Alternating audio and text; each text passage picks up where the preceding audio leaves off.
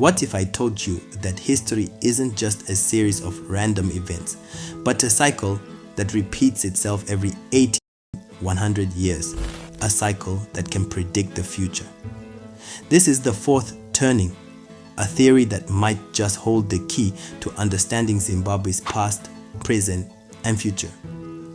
The fourth turning, proposed by historians William Strauss and Neil Howe, claims that every society goes through a recurring cycle of 4 generational archetypes: the prophet, the nomad, the hero, and the artist. Each archetype has its own unique role, reacting to and influencing the events of their time. When you think about it, there is nothing new under the sun. Look at fashion trends. They shift from baggy clothes to skinny clothes, back to back. What if I tell you it's not clothes only? You can literally predict the future by studying the past. Every 20 years, there is a shift. 4 cycles. Let me explain. The first are the prohets.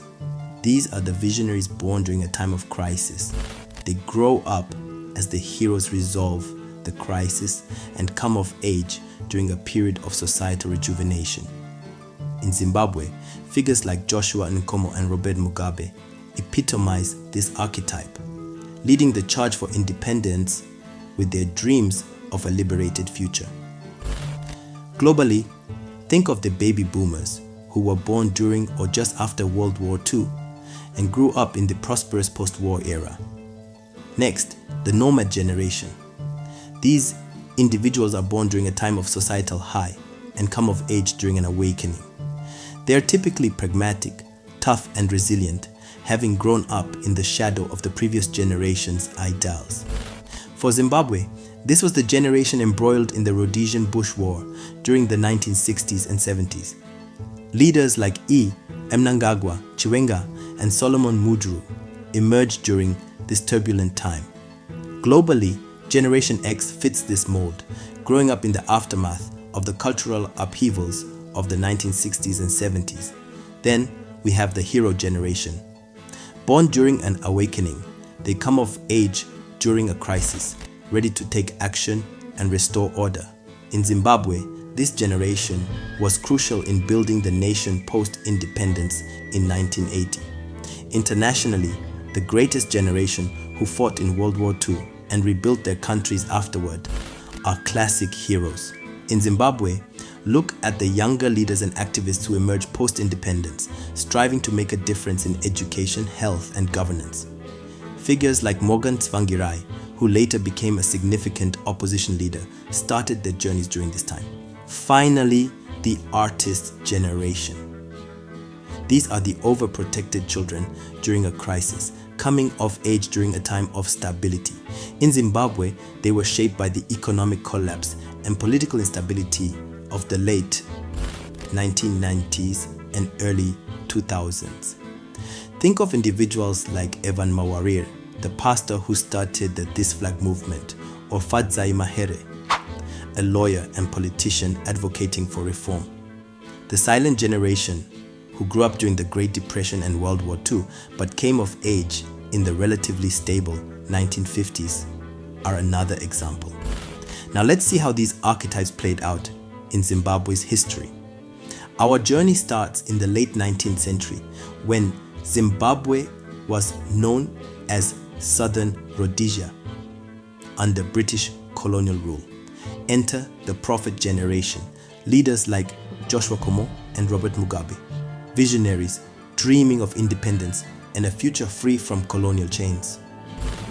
Other notable figures include Ndabaningi Sithole, founder of the Zimbabwe African National Union, ZANU, and Herbert Chitepo, a key leader in the liberation movement. Fast forward to the 1960s and 70s, the nomad generation's time to shine.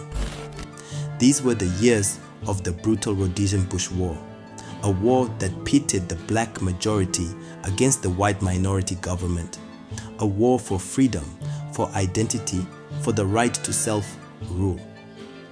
Leaders like Emmerson Mnangagwa, Constantino Chiwenga, and Solomon Mudru emerged during this turbulent time, shaping the direction of the conflict and the subsequent peace.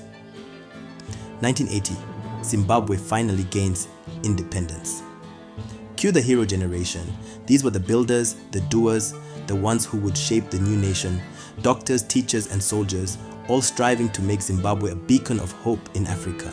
Figures like Morgan Tsvangirai, who later became a significant opposition leader, started their journeys during this time.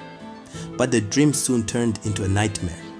Economic mismanagement, rampant corruption, and political violence reared their ugly heads. By the late 1990s and early 2000s, the artist generation came of age in a country teetering on the brink. This was the generation that watched their parents' dreams crumble.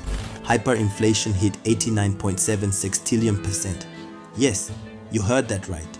Sextillion. People needed wheelbarrows of cash just to buy bread. Professionals fled the country in droves, and those left behind faced unimaginable hardship.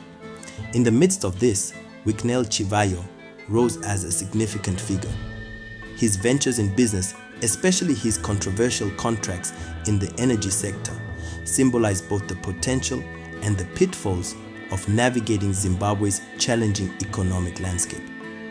Chivayo's flamboyant lifestyle and public persona make him a polarizing figure, yet his role in the business world reflects the resilience and drive of his generation to create opportunity out of chaos.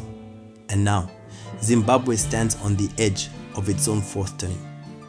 A time of crisis, yes, but also a time of opportunity. The new generation, shaped by past hardships, is stepping up, ready to redefine Zimbabwe's future. Leaders like Nelson Chamisa, a youthful opposition leader, and activists like Justina Mukoko are emerging as key figures in this transformation. This brings us to another important aspect of Zimbabwe's narrative, the role of cultural icons like Winky D. Winky D, affectionately known as the Gaffer, is celebrated not just for his music, but for his voice of resistance and hope. His lyrics often tackle social issues, corruption, and economic struggles, resonating deeply with the people. He represents the voice of the artist generation, reflecting the pain and aspirations of a society in turmoil. Just like Bob Marley in Jamaica, Winky D's music transcends entertainment. It's a form of protest, a beacon of resilience, and a call for change. Winky D's influence is a testament to the power of art in times of crisis. His songs are anthems of survival and hope, uniting Zimbabweans across generations. So as Zimbabwe faces its fourth turning, remember, every crisis brings a chance for renewal. Stay curious, stay informed, and until next time, keep exploring the stories that shape our world. Like, subscribe, and share to one like-minded friend.